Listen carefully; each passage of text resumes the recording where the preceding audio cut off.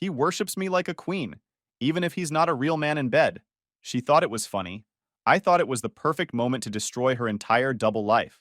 Hey, Reddit, ever look back and realize your whole relationship was just a 3-year crash course in being blind? Yeah, that was me. Steven, 30 male. Thought I was building a life with my ex-fiancée Miranda, 28 female. Turns out I was just the clueless guy footing the bill while she got a little too friendly with someone working on our house. She thought it'd be cute to roast me in front of her entire family during a fancy dinner. What she didn't know was, I already had receipts. Let's just say I raised my glass, said a few words, and left her evening and life in shambles. See, Miranda didn't start like this. When we met, she was sharp, funny, bold, the kind of woman who knew what she wanted and wasn't afraid to roast me into the dirt when I deserved it. I liked that. She was fire. I was logic. Somehow it worked. We moved in together after a year. No drama, just easy rhythm. I handled the bills, she handled the decor. She even used to pull her legs into my lap during movie nights like some Pinterest fantasy. Yeah, I thought I had it good. Until I didn't. It didn't go downhill all at once. First came the shrugging off. She stopped asking how my day was. Stopped sharing hers. Then came the little eye rolls every time I cracked a joke. The Stevens. The silence at dinner. At first, I gave her the benefit of the doubt. Work was stressful. Wedding planning was exhausting. Maybe her iron was low. Who knows? But the tone changed. She started talking to me like I was an unpaid intern. I'd say, hey, want to grab dinner tonight? And she'd shoot back, why don't you make a decision for once? Like I was the one who suggested we light the couch on fire and start over. She started dressing up to run errands. Full makeup, hair done, perfume like she was heading to a Vogue interview. I'd ask where she was going. She'd just say out. No smile, no kiss, just out. Like I was her annoying roommate who dared to ask. But I didn't confront her. That's not my style. I don't explode over vibes. I collect data. I wait. I let people dig their own graves while they think I'm just standing there holding the shovel. Then came the moment. The stupid little trigger that flipped everything. We were watching some crime doc on Netflix. Miranda laughed too hard. Noted. She gets a message, giggles, tilts her phone away like a middle schooler trying to hide test answers. I glance over. No name. Just a little smirk on her face. And that's when it hit me. A few months back, her phone had died during a contractor call. We were redoing our master bathroom, and she needed to check something urgently. She logged into WhatsApp on my laptop to message the guy doing the work. Said it was just for 5 minutes. I'd totally forgotten about it. Until that night. She went to bed early, said she had a headache. Right. I waited about an hour. Then I opened the laptop. WhatsApp. Still logged in. Her inbox was full, but one conversation was pinned to the top. And that's where I saw the name. Peter. Peter. The guy who helped remodel our bathroom. The contractor we hired for months. Wore jeans with a busted knee pad, had a Milwaukee drill, talked about grout like it was poetry. That Peter. And she was sleeping with him. The messages were gross. Flirty, smug, careless. Photos.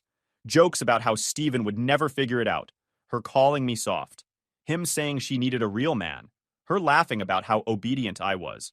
They joked about sneaking around while I was at work. One message even mentioned my damn lunch break. You'd think I'd rage, smash something, go full Jerry Springer. Nah, I read everything, calmly, like I was skimming terms and conditions. Screenshot after screenshot, saved it to a drive, backed it up to the cloud, renamed the folder Tile Invoices. It was clinical, surgical. I said nothing. Not the next day, not the day after. I played my role. I smiled when she made her coffee, kissed her cheek when she left, asked how her day was. She thought she had me wrapped. She had no idea she was the one tangled. Then she brought up the cousin's birthday dinner. Family only. Private dining room. Expensive wine and fake laughs. She said she wanted us to look perfect. I said, absolutely. She smiled. I smiled back. I already knew exactly what I was going to do. Because the thing about public humiliation, it hits different when you're not yelling, when you don't make a scene, when you just tell the truth at the exact right moment, and let the room implode. See, some people cry after betrayal. Some beg. Some spiral.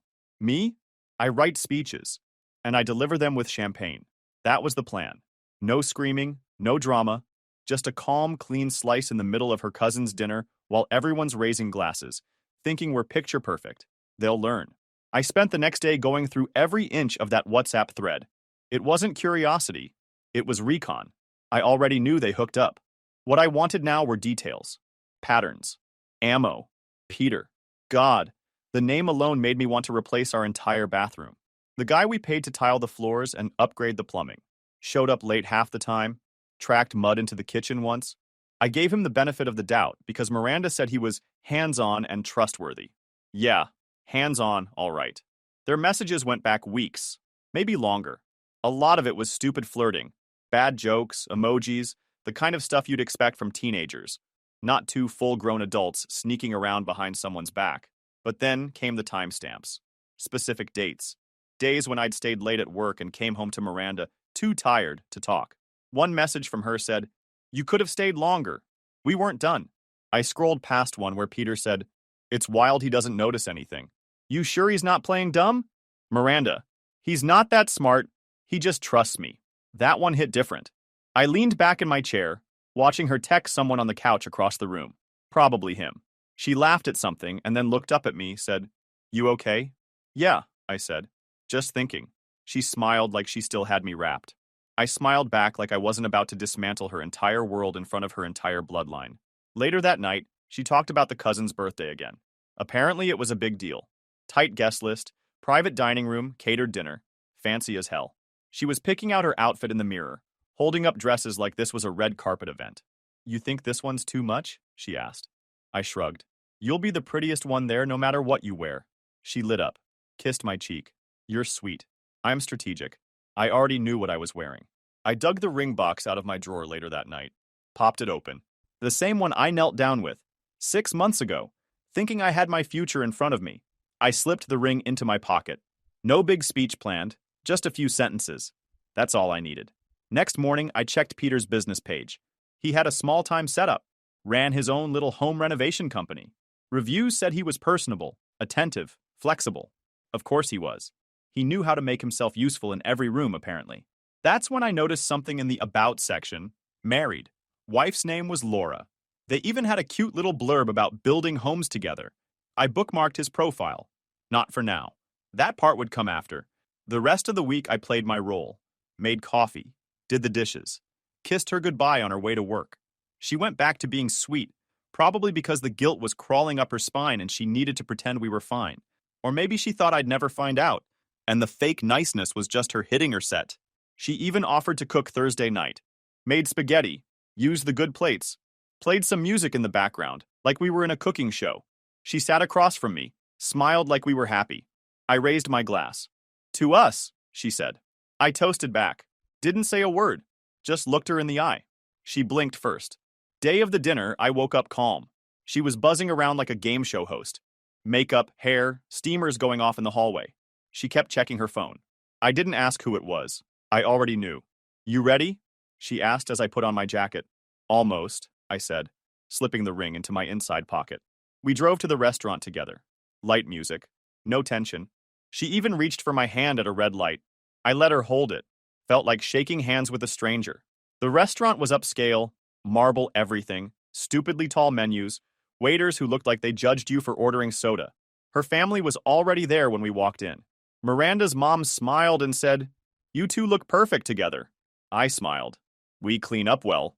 The room was full. About 20 people, all in their best outfits, sipping wine, making small talk like life was one big brunch commercial. I stayed quiet, shaking hands, nodding, smiling. We took our seats. I sat beside Miranda. She leaned in and whispered, "Thanks for doing this. It means a lot." I nodded. Wouldn't miss it for the world. The waiter poured champagne. Everyone raised their glasses. The cousin's dad stood first, said a few words. Then Miranda stood up, beaming. She was already holding her glass. I knew she'd say something. She always loved attention, and I was going to give her more than she could handle. She cleared her throat, eyes wide, cheeks glowing like she was center stage. Her voice carried over the table, too polished to be spontaneous. She had this smirk, half smug, half playful, the same one she used when she thought she was being clever. "I just want to say how grateful I am to be surrounded by such wonderful people tonight," she started, glancing at her cousin and then at her parents. "And to Stephen, my rock." She turned to me, placing her hand gently on my shoulder, like she was some adoring bride-to-be. "We've been through so much together," she continued. "From house renovations, to planning a future, to building a life we both dreamed of. And I'm lucky. I really am. A few people smiled. Her mother dabbed the corner of her eye with a napkin. Miranda paused for effect. Here's to marrying a man who worships me like a queen, she said, her grin stretching wider. Even though he's not exactly what I'd call a real man in bed. Silence. 2 seconds, maybe 3. That's how long it took for the air to die in the room. Someone chuckled nervously. Her cousin's husband choked on his drink. Her mom let out this awkward laugh before glancing around and realizing she was alone and thinking it was funny.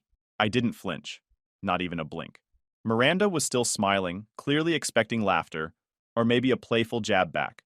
Something casual. Instead, she got quiet. Dense, frozen quiet. The kind that sticks.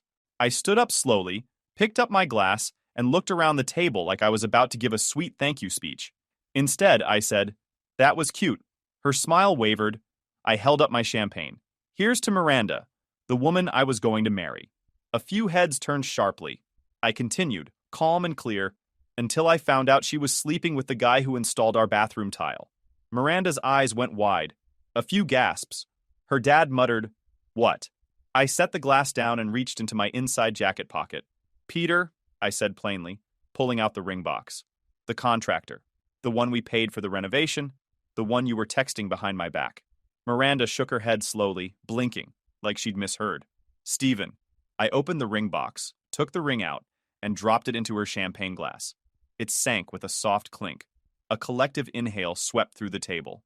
Miranda stood frozen, her mouth slightly open, her hand still half raised from her toast. Her mother looked like she'd just been slapped. Her cousin's jaw had completely unhinged. "You think that toast was embarrassing?" I said, still calm. "You should read what she sends him after I leave for work." I pulled my phone out of my pocket and casually tapped the screen. Sent. That email had been sitting in my drafts all week. Screenshots, timestamps, photos, all of it, neatly labeled. I sent it to one person, Laura, Peter's wife. Her email was easy to find. Peter's business website had a Contact Us section with a family email attached. Miranda finally found her voice. "Stephen, wait. I didn't mean it like that. It was a joke." I turned to her slowly. "You joked about my manhood in front of your entire family. After cheating on me with a guy whose only skill is caulking tile. I've seen better loyalty from expired milk." Her dad stood up, eyes bouncing between us. "Is this a joke?" "Nope," I said, straightening my jacket. "But apparently I'm not a real man, so I'll let her explain everything to you." Miranda reached for me. "Stephen, please, we can talk about this. Don't do this here." "Too late. You did it here," I said, stepping back. I looked around one last time. Everyone's expressions were different shades of stunned, confused, horrified. Except for her mom, who looked more angry that I flipped the script than about the cheating. I didn't give a speech, didn't drop a mic. I just turned around and walked out, leaving the ring fizzing in a glass of champagne and Miranda trying to piece together the pieces of her own mess. As I stepped outside, I felt my phone buzz. A few minutes passed. I figured maybe it was too soon, maybe she wouldn't see it until morning. Then my phone buzzed. Laura replied, "You're not the first person he's done this to. Thank you for confirming everything. I'll take it from here." Good. I stood outside the restaurant for a few minutes, taking it in. The night air was cool. My heart wasn't racing. No adrenaline. Just this strange calm. Like I just finished something important. Not petty, not dramatic, just necessary. I wasn't the guy screaming in the parking lot. I wasn't broken. I wasn't even surprised anymore. I was done. 15 minutes later, I got a call from Miranda. I didn't answer. Then a text. "Miranda, please don't do this. You're overreacting. Can we just talk?" I locked the screen. Then came another. "Miranda, did you really send it to Peter's wife?" And another. "Miranda, Stephen, please. You don't know what you're doing." But I did. I knew exactly what I was doing. She wanted to humiliate me, belittle me, make me the punchline in a room full of people who thought we were a team. She turned our relationship into a stage. All I did was give her the final act. And now, the curtain's down. I didn't stay to take a bow. I walked to my car like I had a grocery list to finish, and nothing worth turning back for. I could still hear the muffled chaos through the restaurant walls. Voices raised, chairs scraping, Miranda probably trying to spin something into damage control while her mom whisper screams that I'm being dramatic. Not my problem anymore. I pulled out of the parking lot with my window down, letting the cold air hit my face. It felt good, clean, like I'd scrubbed months of fake smiles and quiet gut feelings off my skin. My phone wouldn't shut up. 10 missed calls, 6 voicemails, dozens of texts, all Miranda. I didn't answer. Back at my apartment, I showered, threw the suit in a heap on the floor, and sat on the couch, just breathing. No music, no TV, just silence. The good kind. Then came the knock. 3 of them. Not frantic, not soft, just controlled. I didn't need a peephole to know who it was. I opened the door. Miranda stood there, mascara running, hair frizzy, dress wrinkled like she'd been rolling in excuses for the last hour. Still had the champagne glass in her hand, ring floating at the bottom like some cursed charm. I said nothing. "Can we talk?" she whispered, eyes red. I stepped aside. Not because she deserved it, but because I wanted to hear what garbage would come out of her mouth when she wasn't in front of an audience. She walked in slowly, like the floor might collapse under her if she moved too fast. She sat on the edge of the couch, hands trembling slightly, glass still in her lap, like she didn't know what else to do with it. "I didn't mean to hurt you," she said, voice cracking immediately. "It was a joke, a stupid joke." I stared at her. "You think calling me not a real man in front of 20 people is just a joke?" I was nervous. Everyone was watching. I panicked. She wiped her face. "I didn't plan to say it like that. It just slipped." "Nah," I said. "You don't panic and come up with a line like that. That toast had timing. You rehearsed it. Component placement slipping is tripping over your words, not launching a missile in front of your family." She winced. "I was trying to be funny. Light-hearted. I didn't mean it. You meant every word. Just not for it to blow up in your face." Silence. She looked down at the ring in the glass. "You were cheating on me while he was working in our home. You think I don't remember the days you made excuses to supervise the tile? You think I'm stupid?" She shook her head violently. "Number God, Stephen, no, I was just lost. I don't know.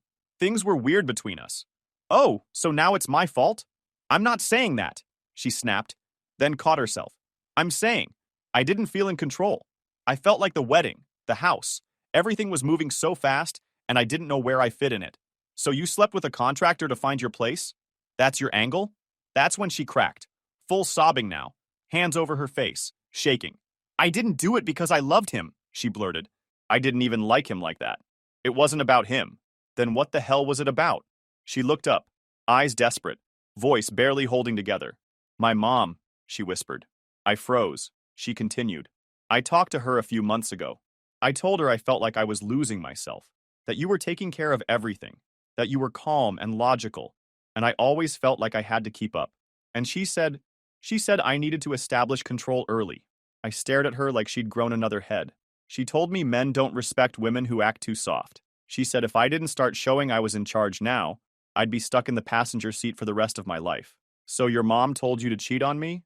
"She didn't say cheat, but she said I needed leverage. She told me to take control of the dynamic before the marriage locked me into some kind of servant role." "And you thought dragging me in front of your entire family with that toast would do what?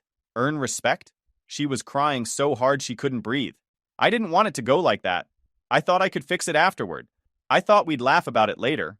I sent the screenshots to Peter's wife," I said flatly. She froze. "I know," she whispered. "She texted him while we were still at the dinner. He left early. His wife kicked him out. Good. That's the part I don't regret." She started begging. "Please, I'll go to therapy. I'll set boundaries with my mom. I'll do anything. Don't throw this away." I looked at her. This person I'd once thought about marrying. She looked so small now. Not in a sad way. In a shrinking way. Like she'd finally been squeezed by the weight of her own decisions. "I'm not throwing anything away," I said. "You already did that. I'm just done picking it up." She reached for me, but I stepped back. She stood slowly, wiping her face, nodding like she was trying to accept it. "I'll leave," she said. "You should have done that months ago." She walked toward the door, still holding the glass. At the last second, she turned around. "Do you think we ever had something real?" I looked her in the eye. "Yeah, until you ruined it all." She flinched like I slapped her, then walked out. I didn't watch her go. I locked the door behind her and tossed her spare key in the trash. 10 minutes later, I was in my car, engine running. I wasn't pacing around or weighing my options. I already knew where I was going. Miranda gave me everything I needed. I wasn't just ending things with her.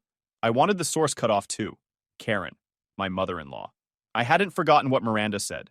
Her mom, the queen of control, told her to establish leverage, told her to assert dominance like this was some corporate negotiation. I didn't care how twisted her intentions were. The fact that she helped steer Miranda straight into a brick wall made her part of this. I pulled into their neighborhood just before 10 p.m. The porch lights were on. A few cars out front.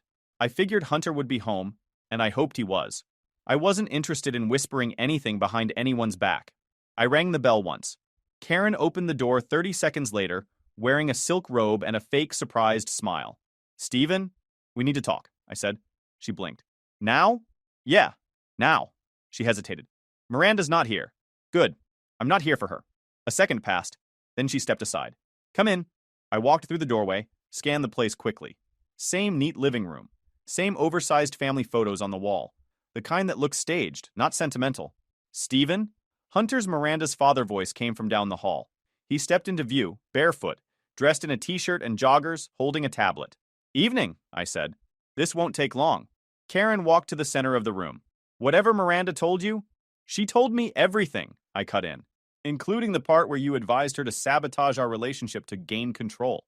"Ring any bells?" Hunter looked confused. "Wait, what?" Karen shifted. "I never said to sabotage. You told her to create leverage. You told her to humiliate me before the wedding to flip the power dynamic. I didn't use those words. She didn't improvise that toast. That wasn't nerves. That was your advice in action." Hunter looked at Karen. "What's he talking about?" Karen folded her arms. "Steven, this isn't the time?" "No, it is," I snapped. "Because I've already sent Peter's wife the evidence. I've already ended the engagement. The only thing left is figuring out how deep the poison runs." Hunter looked at his wife again. "Karen?" She turned toward him. "I just gave her advice. That's all. She was scared of being overpowered in a marriage. I told her to take control early. That's not sabotage. It's common sense." "Common sense?" I said. "You encourage your daughter to cheat and humiliate someone in public. That's not advice. It's manipulation." "I didn't tell her to cheat," she hissed. "I didn't even know about Peter until tonight." "But you planted the idea," I said. "You coached her on control, on leverage, on taking charge by tearing down the person she was supposed to marry." Hunter's jaw tightened. "You told her to gain leverage?" Karen glanced at him. "I didn't mean it like that." He stepped forward. "Karen, yes or no? Did you tell her to control Steven before the wedding?" "I told her not to lose herself," she fired back. "I told her not to become one of those passive wives who gets ignored after the honeymoon. I told her men don't respect women who are too soft, that she needed to hold her ground." Hunter rubbed his face. "And you thought public humiliation was a good example of that?" "I didn't tell her to do that specific toast." "But she did," I cut in. "And now you're pretending like this is some accidental miscommunication? You coached your daughter like this was a power game, and she ran with it. She took your advice and destroyed her own engagement." Hunter looked like something finally clicked. He walked away from us for a moment, then turned back, slower this time. "Karen, is this how you've been advising her all along?" She said nothing. "Because it makes sense now," he muttered. "The way she talks, the way she twists things, the passive-aggressive digs, the way she treats Steven like he's disposable." "I was protecting her," Karen said defensively. "From ending up like me." Hunter's head turned sharply. "What does that mean?" Karen opened her mouth and closed it again. "You always blamed me for everything," he said. "Every argument, every decision. You told our daughter that men can't be trusted to lead. That being respected means being feared. That's not what I—" "Bullshit," he said. "You poisoned her with your own bitterness. And now she's broken something good and doesn't even understand why." Karen's eyes widened. "You're turning this on me? You think this is the first time I've noticed?" He shot back. "You undermined everything for years. And now I see it clear as day. You passed it down." She stepped toward him, hand out. "Hunter, don't do this. Not in front of him. You should have thought about that before you raised our daughter to believe that love is weakness." She looked at me. "Are you happy now?" "I didn't come here for happy," I said. "I came here for clarity." Hunter ran a hand down his face. "You actually planned for all of this?" Karen stayed silent. He stared at her a second longer, like he was trying to calculate how deep the damage went. "I'm filing for divorce." Karen flinched. "What?" He repeated it. "I'm done. I should have done it 10 years ago." "You can't be serious. You blew up our daughter's life trying to relive your own misery through her, and you're too deep into your delusion to even realize what you've done." She looked between us, stunned into silence. I turned to leave. Hunter looked at me. "Thank you for telling me." I nodded once. "Good luck cleaning up what's left." I walked out and shut the door behind me. No parting words, no drama. Just steps across the driveway, into my car, engine humming like nothing happened. Miranda had started the fire. Karen poured gasoline on it. And Hunter? He finally saw the smoke for what it was. One match. That's all it took. Karen's household fell like wet drywall. Divorce incoming. Miranda's golden girl status? Gone. But I wasn't finished. Public humiliation at the dinner? Just the appetizer? The main course? Ruining the professional image she clung to like a lifeboat. Miranda worked in marketing, brand consultant for a mid-sized firm with a portfolio of national clients. Her job relied on one thing: reputation. She sold polish, influence, and likability. Her bosses didn't care how talented she was if her image made them look bad. I knew the type of clients she handled: lifestyle brands, a couple of health startups, one luxury kitchenware brand that practically worshipped her. That made this easy. I didn't want her unemployed. I wanted her credibility shredded. I wanted future employers to Google her name and pause. I started with the screenshots. The WhatsApp messages between her and Peter weren't just dirty, they were reckless. Jokes about faking work meetings to hook up. Her complaining about idiot clients she couldn't wait to get rid of once her ring locked in a two-income household. Real professional. I sorted everything into folders. Labeled them by topic: client disrespect, work deception, infidelity while representing company. Added timestamps. Even grabbed a few photos of her in branded company gear while talking trash to Peter. Sloppy. But she thought I'd never see it. That arrogance made my job easier. Then I opened a blank email. Her company website had a press contact and a staff directory. Took 2 minutes to find her direct manager's email. I also found 2 client contact forms, the companies she bragged about representing. I created a burner Gmail, nothing too obvious, just clean enough to pass. Subject line: professional concern regarding your employee Miranda. Body: hello, I'm sending this anonymously due to the sensitive nature of the content. I believe you should be aware of conduct by one of your employees, Miranda Kessler, that may not reflect the standards of your organization. Attached are screenshots of conversations where she discusses client meetings she did not attend, insults clients by name, and jokes about using your company as cover for personal affairs. As someone aware of your brand values, I thought it was important this information come to light. Regards, a concerned professional. I attached only what was relevant. No emotional drama. No cheating exposure. Just the parts where she weaponized her job and reputation while trashing the people paying her. I sent the email at 7:50 a.m. on a Monday. The perfect time. Executives check email early. HR opens cases before coffee. I knew they'd see it before Miranda even logged in. By noon, she called me. Didn't answer. She called again. And again. I muted the number and left the phone face down. Then came the texts. Miranda: what did you do? Miranda: Steven, I just got pulled into a meeting. Why would you do this? Miranda: I didn't hurt your job. Why would you go after mine? She didn't get it. I wasn't reacting. I was correcting. You humiliate someone in front of family, friends, and strangers? That's not just personal. That's intentional. That's image warfare. That night, I got a message from an unknown number. Probably a colleague. Unknown. Hey, I don't know what happened between you two, but Miranda's on thin ice. She's been in 3 meetings today, none of them good. Perfect. The next morning, I got up early, went for a run, made breakfast, phone still on Do Not Disturb. By 10 a.m., she showed up at my door. I didn't open it. She knocked for 10 straight minutes. Then silence. Then the text started again. Miranda: they're suspending me while they investigate. I could lose everything. Please just talk to me. Miranda: you proved your point. I get it. Just stop. Please. Miranda: I need this job. Why are you doing this to me? You don't get to play victim after setting the fire. I didn't respond. Later that day, her name started vanishing from company profiles. First her photo, then her LinkedIn updated. Open to work badge lit up like a siren. Someone tipped me off that she was let go quietly. No statement, no scandal, just a clean wipe. Professional death by silence. I didn't cheer. I didn't text anyone about it. I just watched her lose the thing she guarded most. Miranda had once said, "You don't understand what it's like for a woman to build a reputation in a male-dominated industry." I did understand. But she never considered that the reputation she built was balanced on a lie. Later that week, I got a call from Hunter. Just wanted to let you know, he said. Karen moved out yesterday. Did she fight it? I asked. She tried, he said. Then I showed her the screenshots you gave Miranda. The ones Karen told her were just harmless examples. She didn't deny it. Didn't even apologize. Glad you're out, I said. Me too, and thanks for being the one person in this family who doesn't buy into the bullshit. We hung up. By Friday, Miranda's text had slowed. No more begging. Just one message left. Miranda, I don't even know who you are anymore.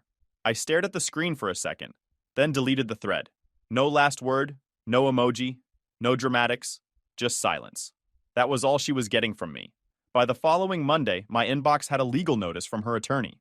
Well, from a budget cut rate law firm in town that probably thought it was handling a prenup gone sour. The claim? Emotional distress. Miranda alleged I intentionally ruined her reputation, sabotaged her engagement, and caused irreparable emotional trauma. Punce, it read like a script from one of those courtroom shows people watch while folding laundry. What she didn't know was, I was ready for it. I showed up in court 2 weeks later, calm, clean-shaven, folder in hand. My lawyer wasn't flashy, just sharp and efficient. Miranda sat across from me in a gray suit that was a size too big and confidence 2 sizes too small. The judge asked her attorney to present their argument. He went on about the humiliation, the stress, the emotional toll of public shaming. Then it was my turn. We submitted screenshots. Not just the ones from WhatsApp, the ones where she mocked clients, the ones where she detailed cheating, the toast clip. Yes, I had someone record the dinner. She didn't know that part. I even had testimony from Peter's wife confirming the affair timeline. Every receipt, neatly documented. Her face turned red halfway through. By the end, she couldn't even look up. The judge leaned back and said, So, just to clarify, this man, who you publicly humiliated, who you cheated on, who had clear evidence of misconduct, is the one you're blaming for your downfall? Her lawyer stammered something weak about escalation. The judge shook his head. Case dismissed.